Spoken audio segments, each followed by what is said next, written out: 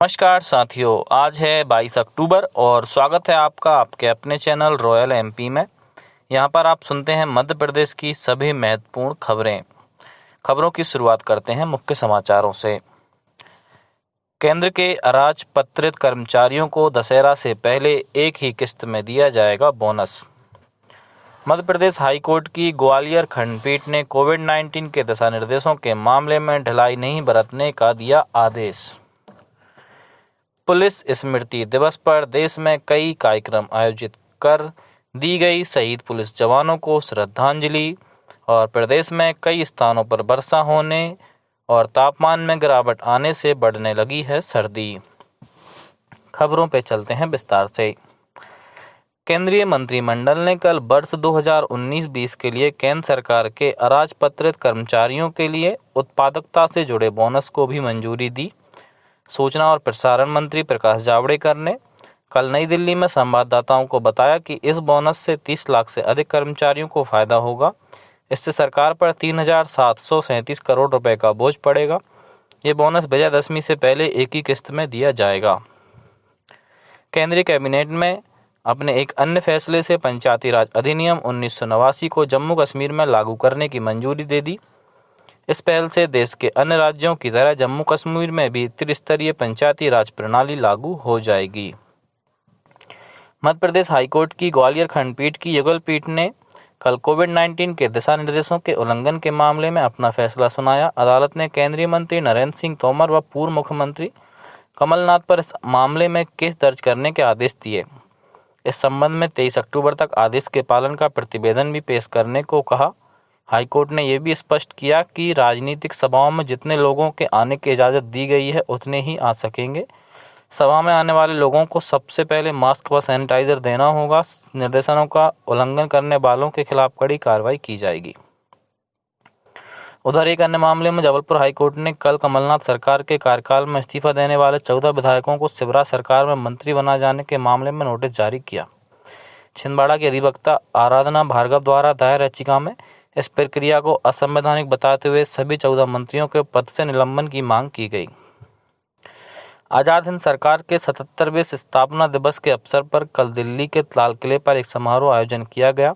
इस अवसर पर आज़ाद हिंद फौज के 99 वर्षीय नायक ललतीराम, 101 वर्षीय सिपाही परमानंद यादव और नेताजी सुभाष चंद्र बोस के परिवार के सदस्यों भी समारोह में मौजूद थे।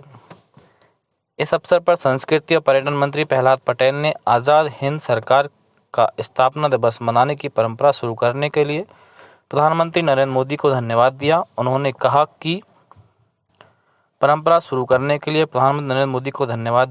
कहा कि देश 2022 में नेताजी सुभाष चंद्र बोस की 125वीं जयंती मनाएगा। पुलिस स्मृति दिवस के अवसर पर उपराष्ट्रपति एम वेंकैया नायडू और प्रधानमंत्री नरेंद्र मोदी ने कर्तव्य पालन के दौरान शहीद होने वाले पुलिसकर्मियों को श्रद्धांजलि दी। उधर राजधानी भोपाल के लाल परेड मैदान में राज्य स्तरीय समारोह में राज्यपाल आनंदीबेन पटेल, मुख्यमंत्री शिवराज सिंह चौहान ने श्रद्धांजलि अर्पित की। सतना में शहीद स्मारक पर पुलिस और अर्धसैनिक बलों के शहीद जवानों को श्रद्धांजलि दी गई। उधर मुरैना के शहीद स्मारक पर कार्यक्रम आयोजित कर शहीद जवानों को पुष्पांजलि अर्पित की गई। गुना की पुलिस लाइन में पुलिस के शहीद जवानों को स्मरण किया गया। इस अवसर पर आयोजित कार्यक्रम में मुख्य जिला न्यायाधीश R.K. कोष्टा, CGM कौशलेंद्र सिंह भदौरिया, कलेक्टर कुमार पुरुषोत्तम, जिला पुलिस अधीक्षक राजेश कुमार सिंह सहित पुलिस के कई वरिष्ठ अधिकारी मौजूद थे। गौरतलब है कि 21 अक्टूबर 1959 को लद्दाख के बर्फीले क्षेत्र में देश की रक्षा करते हुए 10 जवान शहीद हो गए थे। इसलिए इस दिन पुलिस स्मृति दिवस मनाया जाता है। प्रदेश में कई दिनों बाद नए संक्रमित मामलों की संख्या घटकर 1000 से नीचे आ गई। कल केवल 975 नए मामले मिले। इसके फलस्वरूप सक्रिय मरीजों की संख्या 12,507 रह गई। प्रदेश में कल 1,439 लोगों को स्वस्थ होने के बाद अस्पतालों से छुट्टी दी गई। इस तरह कुल संक्रमित 1,62,000 मरीजों में से अब तक 1,46,000 से ज़्यादा मरीज स्वस्थ हो चुके हैं। प्रदेश में अब तक 2,811 मरीजों की मृत्यु हुई है। कल बैतूल में 14 लोगों को अस्पताल से छुट्टी मिल गई, जबकि नीमच में 7 लोगों को स्वस्थ होने पर अस्पताल से छुट्टी दे दी गई। अशोकनगर में 4 और खंडवा में 11 नए मरीज मिले। भारतीय स्टेट बैंक ने गृह ऋण ब्याज दर पर 0.25% तक छूट देने की घोषणा की।